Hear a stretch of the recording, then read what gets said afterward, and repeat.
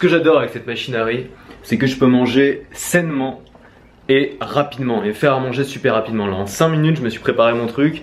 T'allumes la machine, dès que c'est cuit ça s'arrête automatiquement, t'as ton repas qui est prêt pour le midi, pour le soir. Le vrai frein à manger sainement souvent pour les gens, c'est premier le prix et deuxième le temps. En fait vous pouvez acheter des petites barquettes de légumes bio, vous n'avez plus qu'à les ouvrir, à les rincer ou à les découper. Vous les mettez dans le panier vapeur au-dessus de votre cuiseur à riz, en dessous vous mettez du riz. Franchement ça coûte pas cher, c'est pas compliqué à faire, c'est super rapide et c'est sain.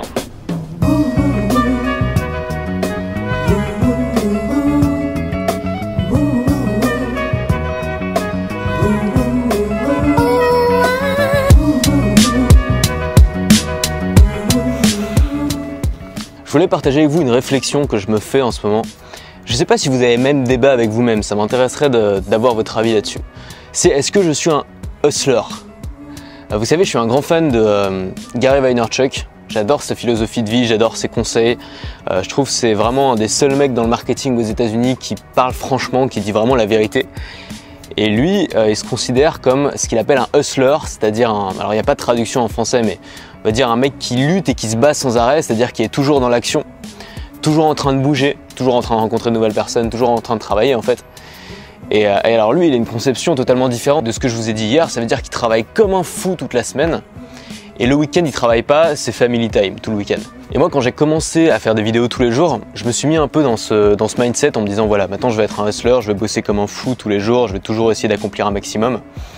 Et en fait, je me suis rendu compte que c'était pas forcément très productif de faire ça. Parce que finalement, je me suis rendu compte que si je prends le temps de me détendre, profiter un peu de la vie et de faire ce que j'ai vraiment envie de faire, la qualité de mon travail ne se dégrade pas, au contraire. Et en fait, comme j'ai essayé de limiter un maximum de tâches pour garder que l'essentiel, qui est faire une vidéo tous les jours, la poster, faire des Facebook Live maintenant et faire des formations, bah finalement ça ne demande pas une grosse charge de travail.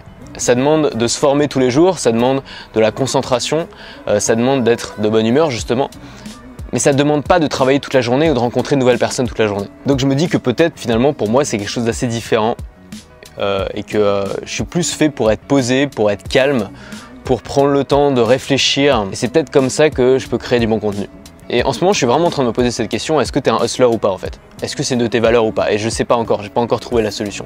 Et en fait, j'ai l'impression que nous en France, c'est pas notre truc. Oussama Ammar en parle pas mal justement dans le podcast de You Know Why.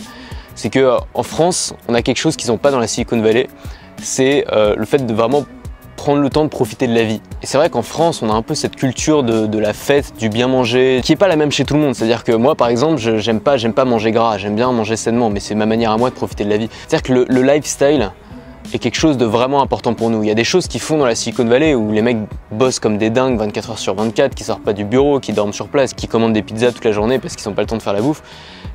Nous, en France, c'est difficile à concevoir pour nous parce que notre lifestyle est très important en fait. Et j'ai toujours vu ça comme quelque chose de pas terrible parce que ça nuit à notre productivité et en fait c'est pas forcément si mauvais que ça en fait.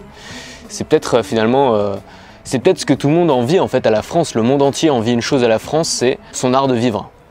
Peut-être que finalement au lieu d'essayer de s'en détacher pour se rapprocher des Américains qui sont très carrés, peut-être qu'il faut profiter de ça en fait, voir ça comme une force et dire voilà, moi je peux créer quelque chose, je peux construire ce que j'ai envie de construire tout en gardant mon lifestyle et l'art de vivre à la française. Je sais pas ce que vous en pensez. Finalement, il faut pas forcément se forcer à se lever à 5 h du matin. Il faut pas forcément se forcer à ne jamais sortir. Il faut pas forcément se forcer à travailler 12 heures par jour. Parce que c'est peut-être pas dans notre nature en fait. Et c'est peut-être possible de créer quelque chose de bien tout en conservant notre lifestyle. Voilà.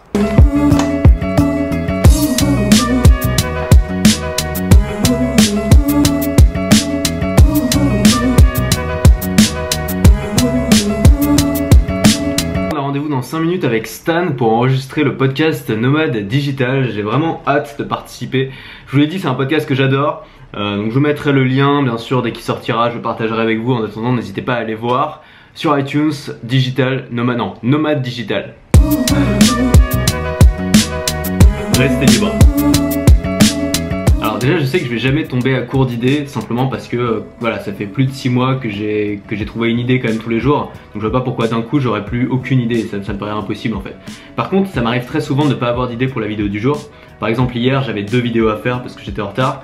Et le soir, j'ai vraiment attendu le coucher de soleil pour trouver mon idée parce que j'avais vraiment aucune idée. Deux choses que vous connaissez sûrement. La première, c'est de noter à chaque fois qu'une idée vous passe par la tête. J'ai un carnet Evernote où je note toutes les idées.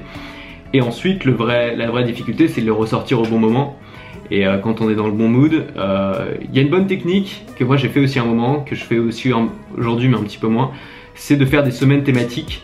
Et donc toute la semaine de parler d'une même idée mais sous des angles différents et donner des conseils différents. Le problème c'est pas d'avoir une nouvelle idée par jour, le problème c'est plus je dirais de s'organiser pour avoir la bonne idée au bon moment et être inspiré quoi.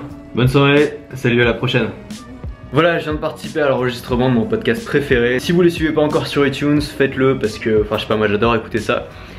Et il y aura une longue interview de Bibi dans l'épisode de la semaine prochaine.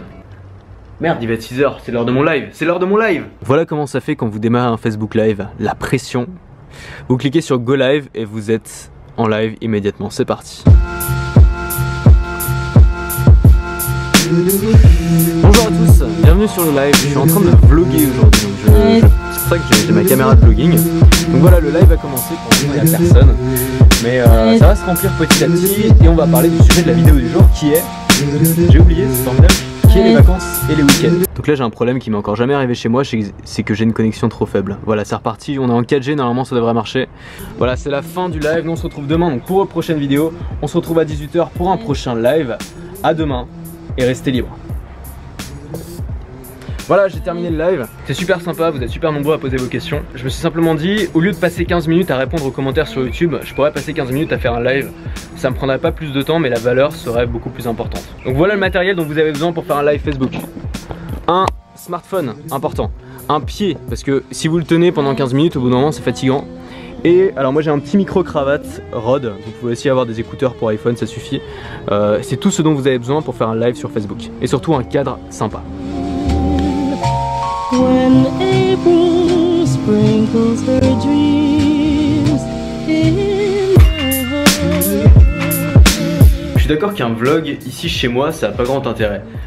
Dites-moi ce que vous en pensez. L'idée c'était de vous montrer à quoi ressemble une journée type et comment j'intègre en fait mes activités et mon travail dans la journée.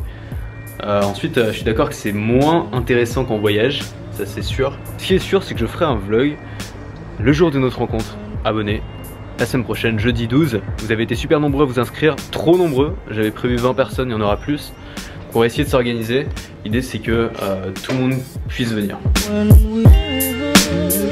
On se retrouve demain dans la prochaine vidéo, en attendant, restez libres.